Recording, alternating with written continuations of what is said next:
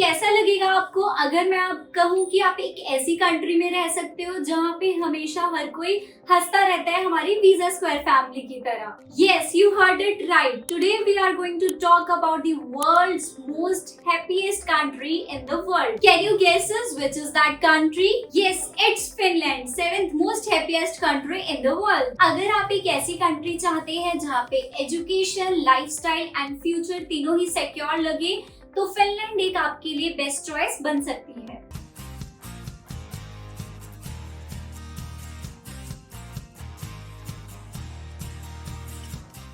अब क्वेश्चन ये है कि फिनलैंड में ही एजुकेशन क्यों? तो फिनलैंड सिर्फ अपनी वर्ल्ड क्लास एजुकेशन के लिए ही नहीं माना जाता, वो अपनी safety, lifestyle and transparent government के लिए भी फेमस है।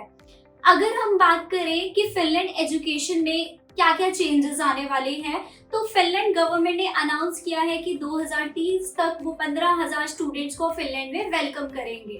अब एक ऐसी चीज जिसका इंतजार हर इंटरनेशनल स्टूडेंट को रहता है, that is our post study work visa.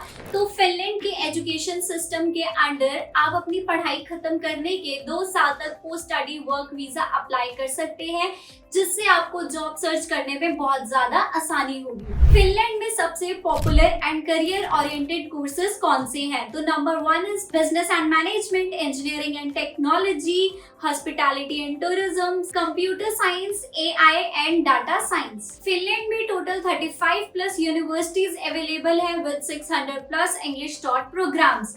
Finland में हमारे पास 2 टाइप ऑफ यूनिवर्सिटीज होती हैं। Number 1 is research based universities and number 2 is university of applied sciences. अगर हम बात करें लिविंग एक्सपेंस की फिनलैंड में, तो मैं आपको 2 सिटीज के बेस्ड पे लिविंग एक्सपेंस बताती हूँ।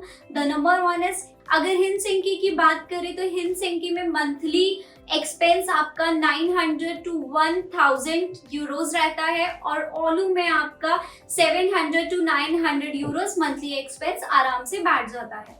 फिनलैंड में ऐसा आपके ऊपर कोई बाउंडेशन नहीं है कि आप कितना टाइम काम कर सकते हो, बस आपको एक लिमिट मेंटेन करनी है, that is 30 hours per week, जो एक बहुत बड़ा एडवांटेज है। अब आप किसी भी कंट्री में जाते हो तो इंटरनेशनल स्टूडेंट के लिए सबसे बड़ी डिसएडवांटेज होती है लैंग्वेज, बट फिनलैंड में 70% पॉपुलेशन इंग्लिश स्पीकिंग है, तो कोई इशू नहीं आएगा। You can easily communicate with the locals of Finland. Now let's talk about PR process. तो फिनलैंड में पीआर प्रोसेस बहुत ज्यादा स्टूडेंट फ्रेंडली है। अगर आप 4 साल तक परमानेंटली फिनलैंड में रहते हो तो आपको इजिली पीआर मिल जाती है। Now let me tell you some PR benefits. The number 1 is unemployment benefit. अगर आप 18 साल के हैं और तब भी आपको जॉब नहीं मिलती तो फिनलैंड की गवर्नमेंट आपको पे करेगी। Sickness pay, housing payment, pension, free education for your childrens. अगर मैं जॉब अपॉर्चुनिटीज की बात करूं तो सबसे ज्यादा engineers, IT professionals, teachers, nurses